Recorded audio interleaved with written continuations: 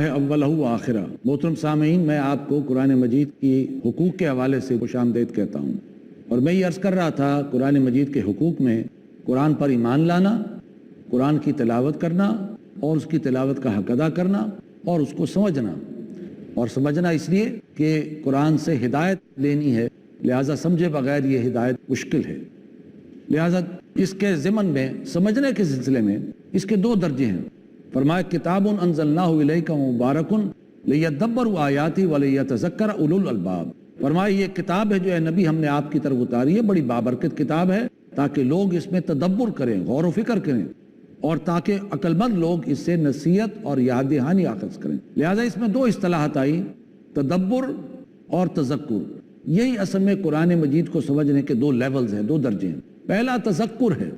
تذکر کے معنی یہ ہے کہ انسان قرآن پڑھتا چلا جائے اور اس سے اس کا لب لباب اور خلاصہ اور اللہ کے احکام اور اس کی ہدایات اس کے سامنے آتی چلی جائیں۔ یہ ایک سسری انداز میں اس کو پڑھنا تاکہ اس کا خلاصہ سامنے آ جائے، یہ تذکر ہے۔ اس سے یاد دہانی حاصل ہوتی ہے، اس سے نصیحت حاصل ہوتی ہے۔ اس اعتبار سے قرآن ایک آسان کتاب ہے۔ فرمایا وَلَقَدْ يَسَّرْنَا الْقُرْآنَ لِلذِّكْرِ فَهَلْ مِن مُدَّكِرٍ۔ اے نبی ہم نے آپ کو قرآن آسان کر دیا ہے سمجھنے کے لیے، تو ہے کوئی ایسا شخص کہ جو اس سے نصیحت لے؟ تو اسے تذکر کے اعتبار سے قرآن آسان ہے، البتہ اس کے لیے ایک شرط ہے کہ انسان اس کی زبان کو سیکھے، عربی زبان کو، اس لیے کہ عربی زبان کو جب سیکھ کر پڑھے گا اور اس کا خود جو ہے وہ ترجمہ کرے گا تو اس سے دل کے تار چھڑتے ہیں اور ارتعاش پیدا ہوتا ہے۔ وہ کیفیت پیدا نہیں ہوتی جو انسان جو ہے ترجمہ دیکھ کر، بلکہ یہ کہ اس کے اندر ایسے مقام بھی آتے ہیں کہ جس میں انسان وجد میں آ جاتا ہے، اور ترجمہ دیکھنے سے باہر وہ بات نہیں بنتی۔ تو اس کے لیے جو ہے کم از کم ایک شرط یہ ہے کہ عربی زبان کی تحصیل ہو تاکہ پڑھتا چلا جائے، اس کا مفہوم اس کے سامنے آتا جائے،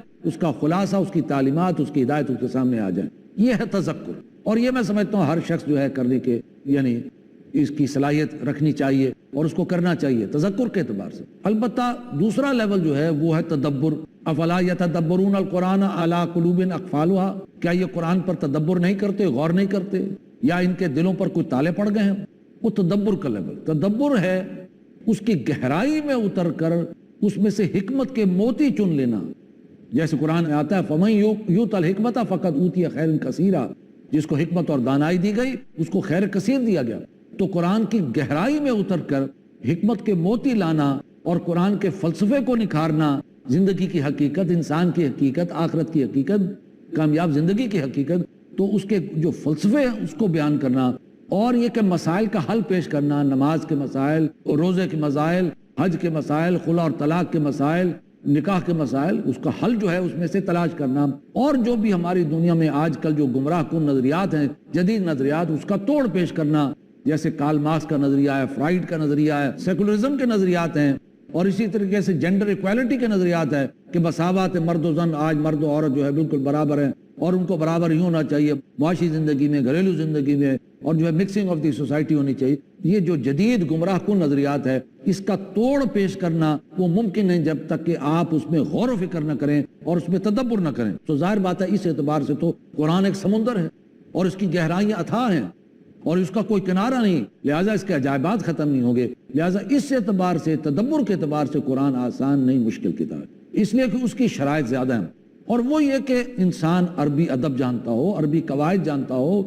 جاہلی ادب کا بارے میں جانتا ہو، قرآنی اصطلاحات کو جانتا ہو کہ ایمان کسے کہتے ہیں، تقویٰ کسے کہتے ہیں، احسان کسے کہتے ہیں، اس لیے آیات کا نظم جانتا ہو کہ اس آیت کا پچھلی آیت سے کیا ربط ہے اور اس آیت کا اگلی آیت سے کیا ربط ہے، اور پوری آیات کو ملا کر جو اس کا مضمون کیا چل رہا ہے، یہ نظم آیات۔ پھر احادیث کے ذخیرے پر اس کی جو ہے نظر ہونی چاہیے، علم التفسیر اسے جاننی چاہیے، پھر دنیاوی علوم پر بھی اس کی دسترس ہونی چاہیے، منطق ہے، فلسفہ ہے، الہیات ہے، مابعد طبیعات ہے، اور نفسیات ہے، اور عمرانیات ہے، اور معاشیات ہے، سیاسیات ہے، یہ سارے مضامین جاننا چاہیے، تب جا کر اس کے تدبر کا حق ہوتا ہے، تب جا کر ایسی شخصیات پیدا ہوتی ہیں جیسے امام رازی ہیں، امام زمخشری ہیں، امام غزالی ہیں رحمۃ اللہ علیہ۔ تیرے ضمیر پہ جب تک نہ ہو نزول کتاب، گرہ کشا ہے نہ رازی نہ صاحب کشا۔ لہٰذا یہ ہر کسی کے کرنے کا کام نہیں، یہ تو وہ لوگ کہ جن کے اندر اللہ یہ صلاحیت دے، انہیں توفیق دے اور وہ ساری زندگی اس میں لگا دیں اور کھپا دے، حکمت قرآنی کے موتی چن کر دنیا کے سامنے پیش کریں۔ جیسا کہ حضرت عبداللہ ابن عمر رضی اللہ تعالیٰ فرماتے ہیں کہ مجھے سورہ بقرہ کو سمجھنے میں 8 سال لگ گئے، حالانکہ عربی زبان ان کی مادری زبان تھی۔ تو یہ تدبر کا لیول ہے۔ تو بہرحال یہ قرآن پر غور کرنے کی جو دو لیول ہیں، تذکر اور تدبر، تدبر کے اعتبار سے آسان ہے اور ہر ایک کے کرنے کا کام ہے، البتہ تدبر کے اعتبار سے مشکل ہے، لیکن اللہ تعالیٰ جسے توفیق دے دے۔ چوتھی بات ہے اس پر عمل کرنا۔ ظاہر بات ہے یہ پڑھنا، یہ سمجھنا کس مقصد کے لیے؟ تاکہ اس پر عمل کیا جائے۔ اگر یہ نہیں تو پھر چمانی دارد ہے، اس لیے کہ اگر عمل نہیں ہے تو پھر اس کا مطلب یہ ہے کہ انسان کا پھر ایمان ہی معتبر نہیں رہتا۔ اس لیے کہ قرآن مجید میں آتا ہے وَمَن لَّمْ يَحْكُم بِمَا أَنزَلَ اللَّهُ فَأُولَٰئِكَ هُمُ الْكَافِرُونَ، اور فرمایا کہ جو لوگ اللہ کی اس اتاری ہوئی چیز کے مطابق فیصلے نہیں کرتے، اس کے مطابق عمل نہیں کرتے، اس کو لاگو نہیں کرتے، تو وہی تو فرمایا وہی تو کافر ہیں، وہی تو یعنی ظالم اور فاسق ہیں۔ مثال کے طور پر انسان اگر فرض کیجئے جھوٹ بولنا نہیں چھوڑتا، اب قرآن تو پڑھ رہا ہے اور قرآن کے اندر آیت آتی ہے لعنت اللہ علی الکاذبین، کہ جھوٹوں پر اللہ کی لعنت، اور وہ بغیر سوچے سمجھے پڑھ رہا ہے اور جو ہے وہ سمجھ رہا ہے کہ میں تو ثواب لے رہا ہوں، حالانکہ قرآن اس پر لعنت کر رہا ہے، تو جھوٹوں پر خدا کی لعنت، اس لیے کہ وہ عملی اعتبار سے جھوٹا انسان ہے۔ اسی طریقے سے اگر وہ ناپ تول میں کمی کر رہا ہے تو قرآن کا تو فتویٰ ہے کہ ویل للمطففین، ہلاکت و بربادی ہے جو ناپ تول میں کمی کر دے، اور اگر وہ سود لے رہا ہے تو قرآن کا تو یہ فتویٰ ہے کہ اللہ اور اس کے رسول کا اس کے خلاف اعلان جنگ ہے۔ تو در حقیقت اگر انسان عمل اس کے مطابق نہیں کر رہا تو گویا کہ پھر ایمان ہی معتبر نہیں رہتا۔ جیسے حضرت عائشہ صدیقہ رضی اللہ تعالیٰ عنہ سے صحابہ نے پوچھا حضور کے بارے میں ہمیں بتائیے کچھ، تو فرمایا کانا خلقہ القرآن، ان کے اخلاق تو قرآن ہی تھے، وہ تو چلتے پھرتے قرآن تھے، وہ عمل کا مظہر تھے تو قرآن ہی کی بنیاد پر۔ اور حضور نے فرمایا القرآن حجت لک او علیک، قرآن یا تیرے حق میں دلیل دے گا یا تیرے خلاف دلیل دے گا، یا تیرے حق میں گواہی دے گا یا تیرے خلاف، تیرے حق میں سفارش کرے گا یا تیرے خلاف کرے گا۔ لہٰذا انسان کا عمل بھی جو ہے وہ اس کے مطابق ہونا چاہیے۔ بہرحال یہ کہ عمل کے بہرحال دو درجے ہیں، ایک ہے انفرادی عمل، ایک ہے اجتماعی عمل۔ انفرادی عمل یہ ہے وہ انسان کے بس میں ہے، انسان اس پر مکلف ہے، اب نماز پڑھنی ہے، انسان نے وہر پڑھنی ہے، انفرادی معاملہ ہے، پڑھے یا نہ پڑھے اس کی مرضی ہے، لیکن یہ کہ وہ مکلف ہے، جواب دہ ہے،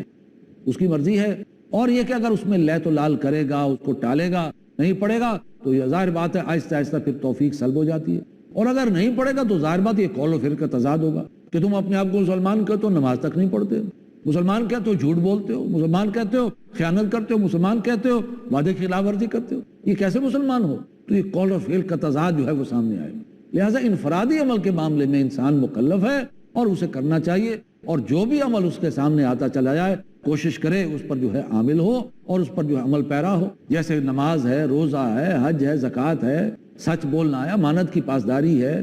اور خیانت نہ کرے، کرپشن نہ کرے، وعدے کو پورا کرے۔ اسی طریقے سے داڑھی ہے، اب داڑھی کے بارے میں کہنا کہ یہ تو سنت ہے، اس کی ضرورت نہیں ہے، حالانکہ حضور نے فرمایا داڑھیوں کو بڑھنے دو اور مونچھوں کو چھوٹا کرو۔ تو حضور سے اگر محبت ہے تو پھر حضور کا قول تو یہ ہے۔ اسی طریقے سے لباس ہے، لباس کو ساتر ہونا چاہیے، لباس جو ہے باریک نہ ہو، لباس تنگ نہ ہو، لباس مختصر نہ ہو، انسان کا صدر پوری طریقے سے ڈھپا ہوا ہو، اس لیے کہ حضور نے فرمایا ربا کاسیۃ فی الدنیا عاریۃ فی الآخرہ، بہت سی جو ہے عورتیں وہ کپڑے پہننے والیاں ہوں گی لیکن آخرت میں ننگی اٹھائی جائیں گی، اس لیے کہ دنیا میں ان کا لباس جو ہے وہ ساتر نہیں تھا۔ اسی طریقے سے پردہ ہے، تو اب پردہ جو ہے وہ بھی ضروری ہے، جس کے گھر میں 4 پیسے آ جائیں وہ پردہ ختم کر دیتا ہے۔ حالانکہ اقبال کہتا ہے بطول پاش و پنہا شو عظیم اثر کے در آغوش شبیر بغیری، اے مسلمان خاتون تو اپنے آپ کو زمانے کی نگاہوں سے بچا لے، تب جا کر تیری گود کے اندر پھول کھلیں گے۔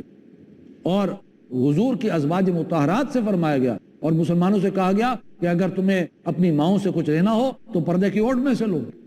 گویا کہ حالانکہ ماؤں کا درجہ ہے لیکن اس کے باوجود فرمایا کہ تم ان سے جو ہے پردے کی اوٹ میں سے لو۔ اور مسلمان خواتین سے کہا گیا یدنین علیہن من جلابیبہن، انہیں چاہیے کہ اپنی بڑی چادر کا ایک پلو اپنے اوپر لٹکا لیا کریں۔ تو گویا کہ یہ انفرادی احکام ہے جس کے بارے میں یعنی ہم مکلف ہیں۔ البتہ اجتماعی احکام وہ ہیں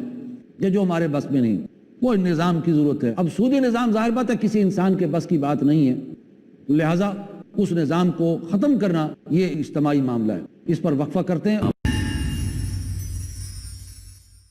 بسم اللہ اولہ و آخرہ۔ قرآن مجید کے حقوق کے حوالے سے جو گفتگو ہو رہی تھی اس میں میں آپ کو دوبارہ خوش آمدید کہتا ہوں۔ قرآن مجید کے ہم پر 5 حقوق عائد ہوتے ہیں۔ پہلا یہ کہ اس پر ایمان لانا، دوسرا یہ کہ اس کو پڑھنا، تیسرا یہ کہ اس پر غور و فکر کرنا، چوتھا یہ کہ اس پر عمل کرنا، اور 5واں یہ کہ اس کو پہنچانا۔ جہاں تک ایمان لانا اس کے 2 درجے، ایک قانونی درجہ ہے، ایک حقیقی درجہ ہے۔ اور ایمان کہاں سے ملے گا وہ بھی میں نے عرض کر دیا۔ پڑھنا ہے تو اس کے پڑھنے کا حق ادا کرنا چاہیے، اور پڑھنا اس نیت سے چاہیے کہ اس کی پیروی ہوگی، اتباع ہوگا، اور اس کے کچھ آداب ظاہری ہیں وہ اختیار کرنا۔ تیسرا تھا غور کرنا، اور غور کرنے کے دو درجے میں نے بتایا، ایک تذکر کا درجہ ہے اور ایک تدبر کا درجہ ہے۔ تذکر کا درجہ یہ ہے کہ انسان عربی زبان اتنی آتی ہو کہ انسان اس کو پڑھتا چلا جائے اور اس کا ایک سادہ سا مفہوم سامنے آتا جائے، اس کی تعلیمات اور اس کی حکمت اور اس کے اخلاق جو ہے وہ سامنے آتے جائیں۔ اس اعتبار سے قرآن آسان ہے۔ لیکن دوسرا درجہ تدبر ہے، ہر ایک کے کرنے کا کام نہیں، لیکن جس کو اللہ توفیق دے دے، البتہ یہ کہ وہ اس کی گہرائی میں اتر کر حکمت کے موتی چننا، اور یہ کہ جو قرآن کے فلسفے ہیں اس کو بیان کرنا، اور جو اس کے مسائل ہیں اس کو بیان کرنا، اور باطل نظریات جو ہیں جس نے انسانوں کو گمراہ کیا اس کا توڑ جو ہے اس کو جو ہے پیش کرنا۔ اس اعتبار سے پوری زندگی وقف کرنی پڑتی ہے، اور بہت سے جو ہے علوم جو ہے وہ سیکھنے پڑتے ہیں، تب جا کر جو ہے تدبر کا حق ہوتا ہے۔ اور اللہ نے فرمایا کیا یہ قرآن پر غور نہیں کرتے، تدبر نہیں کرتے، یا ان کے دلوں پر تالے پڑ گئے ہیں؟ یعنی کیوں نہیں غور کرتے؟ لہٰذا سمجھنے کے دو لیولز ہم نے سامنے آئے، ایک تذکر، ایک تدبر۔ چوتھی بات تھی عمل کرنا۔ ظاہر بات ہے یہ ساری چیزیں اس لیے کہ انسان عمل کرے، اگر عمل نہیں کرتا یہ قول و فعل کا تضاد ہے، اور پھر اس کا مطلب یہ کوئی فائدہ نہیں ہے، پھر تو لینے کے دینے پڑ جائیں گے، کریڈٹ کے بجائے الٹا ڈیبٹ مل جائے گا اس کو۔ لہٰذا اس کو عمل کرنا۔ البتہ عمل کے اعتبار سے دو چیزیں ہیں، ایک چیز یہ ہے کہ انسان انفرادی عمل، اور انفرادی عمل کا اصول یہ ہے کہ جیسے کوئی چیز انسان کے سامنے آئے اور اس کو اختیار کرنے کی پوری کوشش کرے، جد و جہد کرے، اس لیے کہ وہ خود مکلف ہے، اور اگر لیت و لال سے کام لے گا تو اللہ کے ہاں جواب دہی ہے، اور اگر نہیں کرے گا تو قول و فعل کا تضاد محسوس ہوگا۔ لہٰذا انفرادی عمل جو بھی سامنے آئے، وہ پردہ ہے یا یہ کہ عبادات ہیں اور سچائی ہے اور امانت کی پاسداری ہے اور وعدے کی پاسداری ہے، اور اسی طریقے سے دوسرے امور ہیں، ان میں انسان جو ہے آگے بڑھے، اس کو اختیار کرے۔ لیکن دوسرا جو ہے وہ اجتماعی عمل ہے۔ اجتماعی عمل ظاہر بات ہے ہر انسان کے بس کا نہیں، اب وہ اجتماعیت سے تعلق ہوتا ہے۔ مثلا چور کے ہاتھ کاٹنا یہ ایک اجتماعی فعل ہے، کوئی فرد جو ہے کسی کا ہاتھ نہیں کاٹ سکتا۔ اسی طرح کسی زانی کو زنگسار کرنا یہ کسی کا انفرادی عمل نہیں ہو سکتا، یہ اجتماعی عمل ہے، یہ تو قانون کا تقاضا ہے، اجتماعیت کا تقاضا ہے۔ اسی طرح سود کا نظام ہے، چلو وہ خود تو چلے فرض کیجئے سود سے بچ جائے گا، لیکن سود کے اثرات، اس کا جو نظام کے اندر جو پھیلاؤ ہے اس کو کیسے روکے گا، اس کو کیسے ختم کرے گا، اور وہ تو بڑھتا چلا جائے گا۔ لہٰذا اس کو ختم کرنا یہ ایک اجتماعی معاملہ ہے۔ اسی طرح قتل ناحق، اس کا قصاص لینا، اب یہ قصاص کا معاملہ بھی یہ اس کے ہاتھ میں نہیں، یہ قانون کا۔ لہٰذا اگر تو دین قائم ہے تو فبہا اس کے لیے آسانی، لیکن اگر دین قائم نہیں تو پھر ہر مسلمان کی ذمہ داری بن جاتی ہے کہ وہ دین کو قائم کرے، شریعت کے نفاذ کے لیے جدوجہد، محنت اور کوشش کرے، تاکہ اللہ کے قوانین لاگو ہوں، اور تاکہ پھر جو ہے حدود اور تعزیرات کے احکام نافذ ہوں، اور اگر کوئی چوری کرے تو اس کے ہاتھ کاٹے جائیں، زانی ہو تو اس کو سنسار کیا جائے، سود کے نظام کو جو ہے ختم کیا جائے، اور اسلام کا نظام معیشت قائم کیا جائے۔ یہ سارے معاملات تبھی ہو سکتے ہیں اگر اس کی جدوجہد ہے۔ کم از کم اگر نہیں ہو سکتا تو کم از کم جدوجہد تو کرے، محنت تو کرے، کوشش تو کرے، تاکہ اللہ کے ہاں جو ہے اپنا عذر تو پیش کر سکے۔ اور اگر اس کی ساری توانائی دنیا ہی میں لگ گئی، اپنی جو ہے جان، مال، صلاحیت، ذہانت، فطانت وہ دنیا کی نظر ہو گئی، تو پھر ظاہر بات ہے کہ اللہ کے ہاں اس کی بات پرس ہوگی کہ تم نے میرے دین کے لیے کیا کچھ کیا، اجتماعی احکام کے سلسلے میں تم نے کتنی جدوجہد کی اور کتنی محنت کی۔ لہٰذا چوتھی چیز ہے اس پر عمل کرنا، انفرادی اور اجتماعی۔ آخری چیز ہے اس کو پہنچانا۔ اب پہنچانا اول تو یہ حضور نبی کریم صلی اللہ علیہ وسلم کی ذمہ داری تھی، اس لیے کہ ان پر قرآن اترا۔ فرمایا یا ایھا الرسول بلغ ما انزل الیک من ربک وان لم تفعل فما بلغت رسالتہ، اے رسول پہنچائیے اس چیز کو کہ جو اللہ نے آپ پر اتاری ہے، اور اگر آپ نے یہ فریضہ ادا سر انجام نہ دیا تو پھر آپ نے رسالت کا حق ادا نہ کیا۔ لہٰذا نبی اکرم صلی اللہ علیہ وسلم نے 23 برس، قمری اعتبار سے 23 برس آپ نے اس ذمہ داری کو ادا کیا، آگے پہنچایا تاکہ دلوں کے اندر ایمان جو ہے وہ داخل ہو۔ لیکن یہ کہ صحابہ کرام نے یہ نہیں سمجھا کہ بس یہ ذمہ داری حضور کی تھی، اب ہماری ذمہ داری نہیں ہے، نہیں، بلکہ انہوں نے اس ذمہ داری کو سمجھا کہ اب یہ ہماری ذمہ داری ہے۔ لہٰذا ہم دیکھتے ہیں کہ عشرہ مبشرہ، وہ 10 افراد کے جن کو دنیا ہی میں اللہ نے جنت کی بشارت دی، ان میں سے 6 افراد وہ ہیں کہ جو ابو بکر صدیق رضی اللہ تعالیٰ عنہ کی دعوت پر ایمان لے آئے۔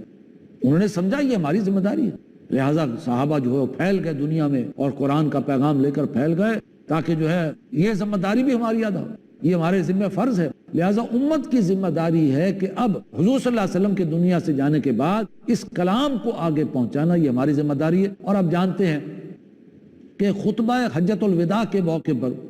جبکہ 1.25 لاکھ کا مجمع تھا اور نبی اکرم صلی اللہ علیہ وسلم وہاں موجود تھے اور آپ ان سے خطاب فرما رہے تھے، آخری خطبہ تھا، اس میں آپ نے فرمایا الا ہل بلغت،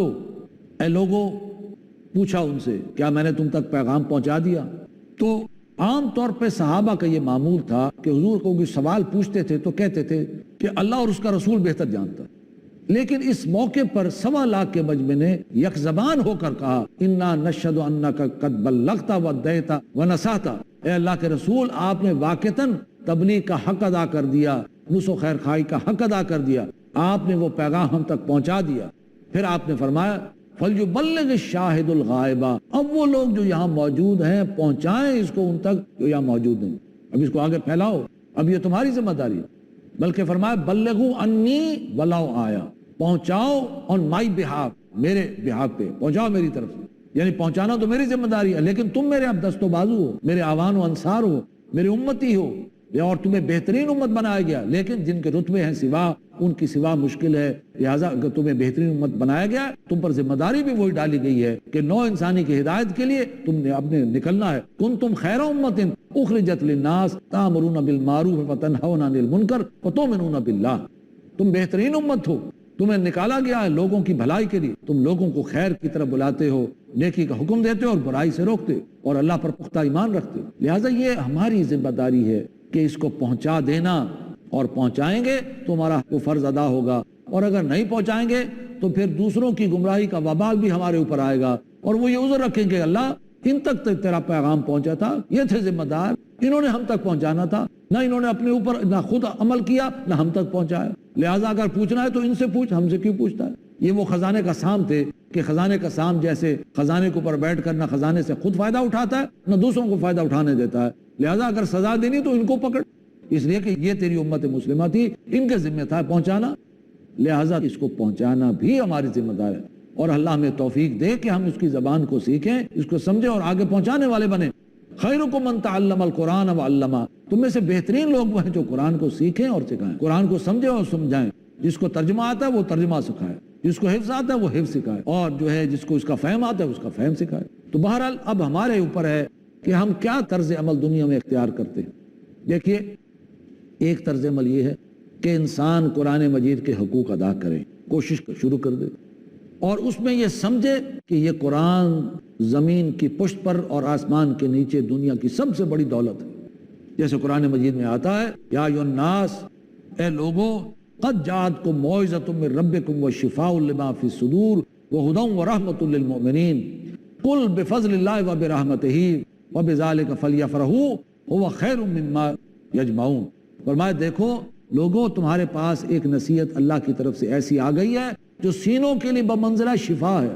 اور ہدایت ہے اور رحمت ہے اللہ کی طرف، لہٰذا اللہ کے فضل اور اس کی رحمت کی بنیاد پر خوشیاں مناؤ، یہ بہت بڑی دولت تمہیں اللہ نے دی ہے، لہٰذا خوشیاں مناؤ، ہوا خیر مما یجمعون، اور یہ بہت بڑا خیر ہے، بہت بڑا خیر ہے اس سے جو دنیا جمع کرے۔ لہٰذا ایک تو طرز عمل یہ ہے کہ انسان قرآن کو سمجھے کہ سب سے بڑی دولت یہ ہے، اور اس کو حاصل کرنا یہ میری بہت بڑی خوش نصیبی ہوگی۔ اور وہ حدیث جیسے میں نے ابھی سنائی، خیرکم من تعلم القرآن وعلمہ، تم میں سے بہترین لوگ وہ ہیں جو قرآن سیکھیں اور سکھائیں، جیسے صحابہ نے سیکھا اور آگے پہنچایا، اور یہ بہترین کام ہے۔